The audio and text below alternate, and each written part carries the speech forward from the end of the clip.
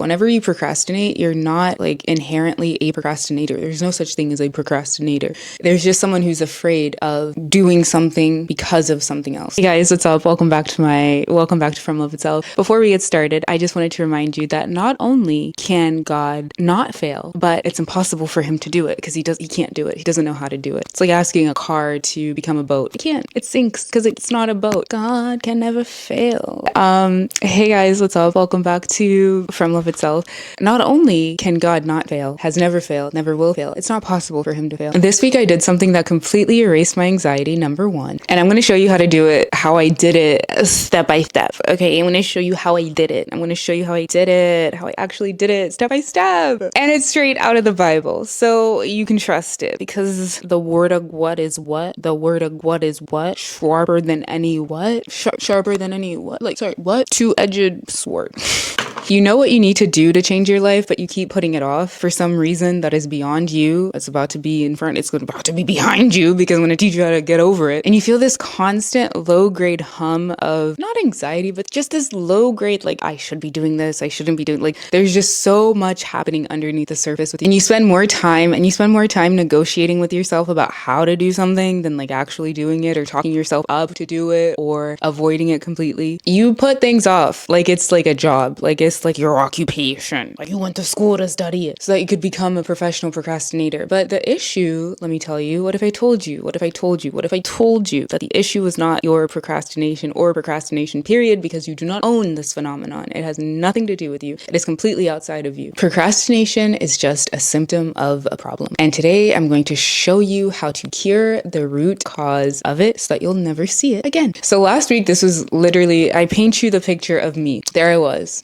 Last 2 weeks, you know, last little era under my umbrella because it's no longer pouring. Okay? Like I said, let that rain pour, but it stopped.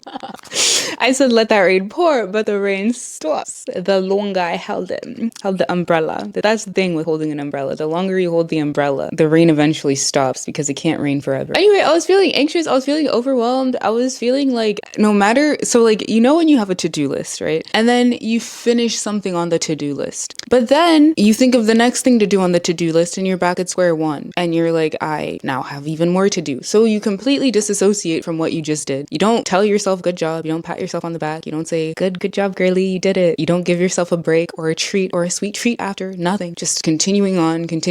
Do that long enough, you'll start to feel overwhelmed. Do that long enough and you will start to get what I like to call pre-burnt out.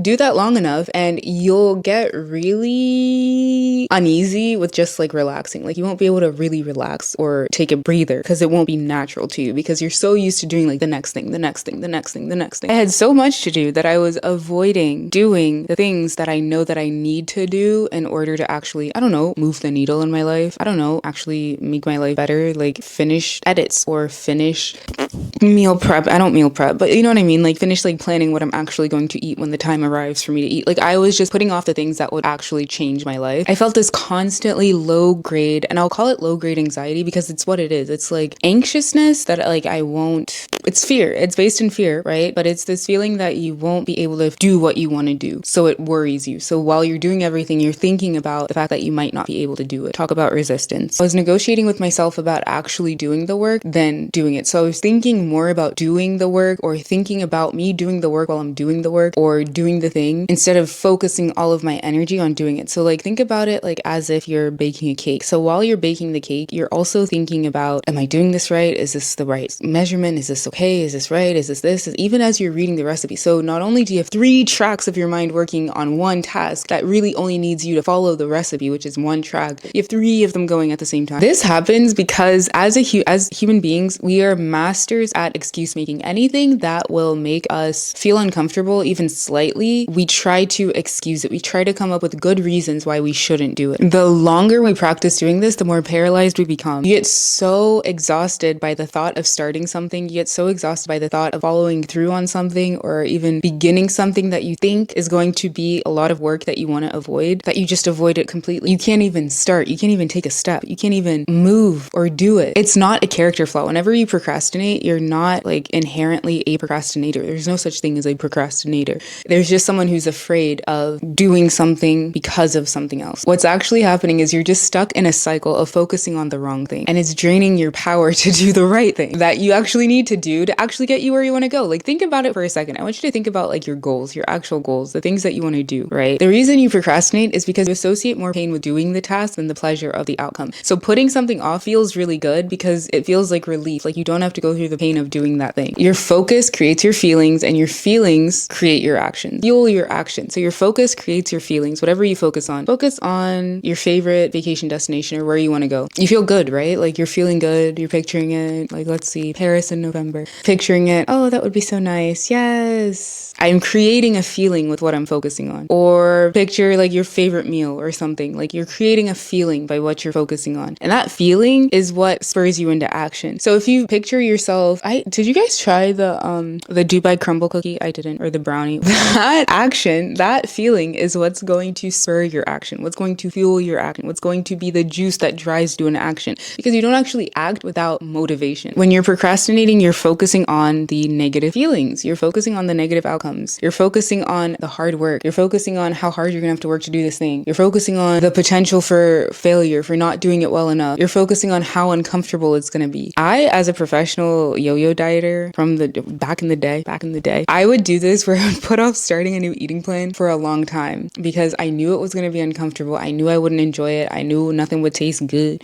I knew I would be bored. I knew it would be like a while till I saw results. I knew my body would have to go into ketosis. I knew all of these things, so I would put it off because I'm trying to put off a negative feeling. I don't want to feel that. Like, I don't want to go through that, but I want the end result. That's what procrastination is. This focus on like what you don't want so much, this focus on what you don't want to experience is what creates the belief called doubt, because doubt is the opposite of faith, which creates the feeling of anxiety. So Jesus said, what did he say? He said, be anxious for nothing, but in everything by prayer and supplication. By prayer, which is meditation, which is making requests made known unto God, which is making a list, just focusing on God and requesting from him instead of being anxious. Be anxious for nothing. Because when you're anxious, you're in doubt. And when you're in doubt, you can't have faith because the two cannot coexist at the same time. That's why thoughts like, I can't do this, I will fail when I do this, that, they come from that place of fear. They come from that place of doubt. They can never come from a place of faith. Anxiety is wasting your present energy on a future outcome that you don't want to see. This is why Jesus said, be anxious for nothing, because anxiety paralyzes you from acting in a way that is, and faith is what? Faith without works is dead. Do you see that? Faith without works is dead. If I'm in a place of doubt, I cannot have faith and I cannot do works. You are stopping yourself with a future that you can't imagine. And this is what I was doing. I was holding myself in place physically in terms of reaching my health goals, right? I was holding myself in place for a long time because of a future that I was imagining. Like, I was saying, this is going to be hard. This is going to be tricky. This is going to be like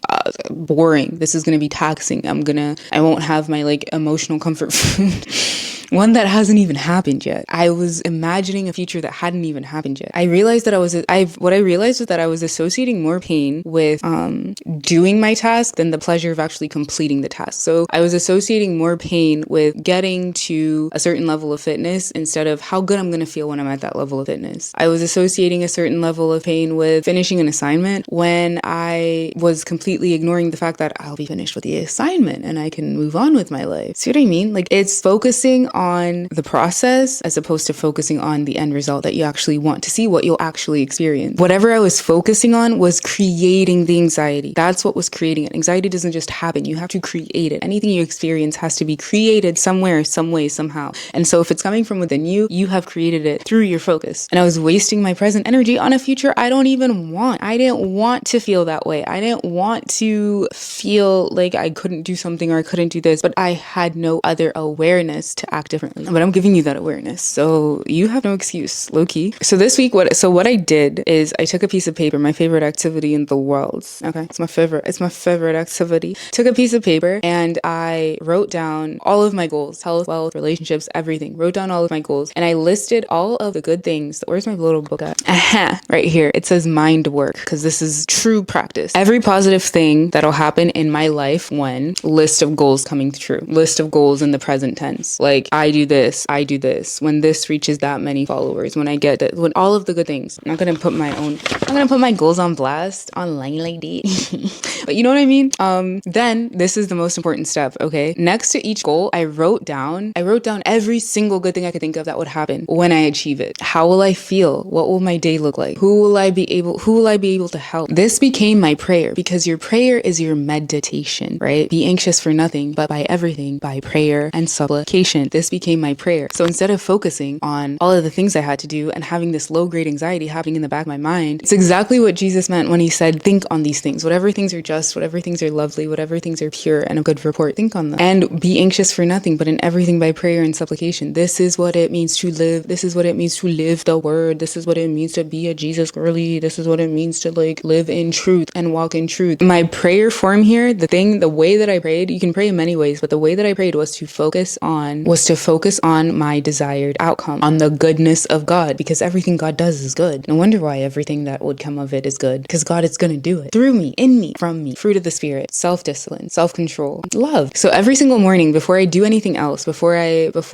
start my day, before I hit my to-do list, before I even make my to-do list, after my prayers, after my workout, after everything, I meditate on that list. I read that list out loud, because faith comes by hearing and hearing by the word of God. If you just think about all the good things that'll happen as a result, it's not how faith comes. That's not what it said. The book said faith comes by hearing. So I have to hear it in my ears, and it'll dissolve any doubt because it's coming by my ears, and faith comes by the word of God. You are intentionally building, as you do this, that excitement that you feel, like when we did the vacation, that excitement that you feel is anticipation. Like you start anticipating it. You start looking forward to it. It's like when you have a trip the next day and you've never been to this place and you can't sleep because you're so excited to go, or you have something going on the next day and you're so excited about it. Why are you so excited about it? You're so excited about it because you are thinking about all the good things that are going to happen as a result of experiencing that. This is the same thing. As you focus on all the good things that are going to happen when you achieve your goals, when your goals happen, you're persuading yourself or selling to yourself the idea of how good things are going to be whenever this thing comes true. Then your actions become easy because they're flowing from a place of your agreement with what you want to see. They're flowing from a place of you understanding that your desired outcome is much more enjoyable to experience than any anxiety related to getting there. You no longer think about, oh, I don't know, maybe, I don't know, am I doing the right thing? It doesn't come up because you're so focused on how good it's going to be when it happens that your actions naturally think for themselves, but really they're thinking in the container of the expectation and the anticipation that you've created. What's that verse that's like, the expectation of the righteous shall not be cut off? Why? Because as a man thinketh in his heart, so is he. It's all there. And if you want to accelerate it, think of your life as an experiment and ask yourself, how can I accomplish my 10-year plan in 6 months? This forces you to start thinking, because the questions that you ask, the answers that you get are based on the questions that you ask. So like when you're asking, what if I fail? What if I this? You're going to build that energy of like anxiety, of negativity, of doubt, the opposite of faith. But if you start thinking in possibilities, then you start building this framework around it that's like, oh, but like, how could I do all of this in 6 months instead of 10 years? How could I become this? How could I experience that? How could I make this happen? You know, like it just opens you up. You almost can't even imagine it. And that's where the ministry of the Holy Spirit comes in, because he is the one that gives you a vision. Without a vision, the people perish. So when I started doing this consistently, no more anxiety in the day, girl. It's gone. When I'm doing my tasks, I'm like, it'll be really amazing when I finish doing this, because this, and this, I'll be able to help this, and this many people. I'll be able to do this. I'll be able to do that.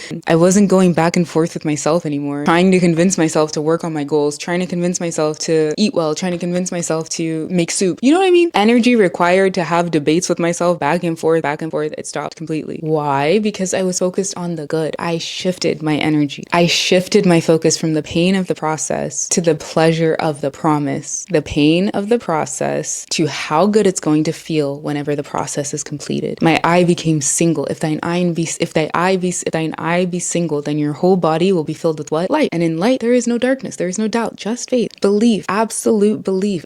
A house divided against itself can't stand. A man divided against himself can't stand. A woman divided against herself, she can't stand. In 1 week, I made more progress towards my goal than 2 months completely combined. All of it. Because I convinced myself I persuaded myself that the outcome is an entirely better experience than the present, than the anxiety associated with doing the action. The action is worth it in light of what's going to happen whenever the process is complete. My eye became single and my whole eye was filled with light. What I used to see, which are my eyes, were filled with light. Anxiety pulls you along with a feeling of dread, like you're doing things anxiously, but with anticipation, with excitement, with expectation, you're happy. It's easier to move. You're single-minded. You're literally saying, I'm so excited for this happening. I love doing this. I love setting up for this because I get to, after all of this, help so many people, talk to so many people, see so many people, change people's lives, etc. Whatever it is for you, like I promise you, if it's something you really want to do in your heart, a desire that God gave you, focusing on how good it's going to be when it's fulfilled and it's manifested is just, girl, like it just does not compare at all with anything. What is that verse that's like,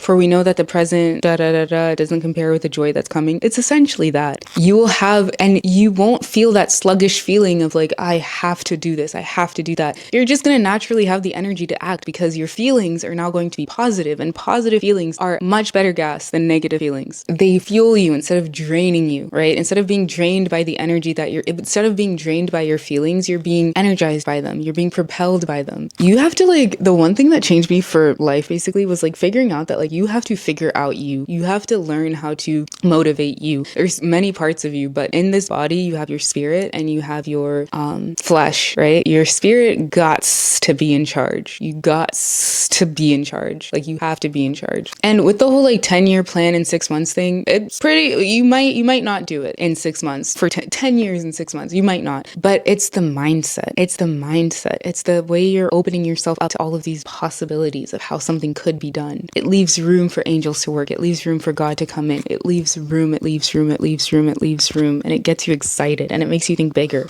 Big. You know, I mind thinking big, going places. That's you. You know. You literally collapse time that way. Like you just move quicker. Everything just accelerates. That's how you get where you're going. Faster, better, hotter, skinnier, prettier.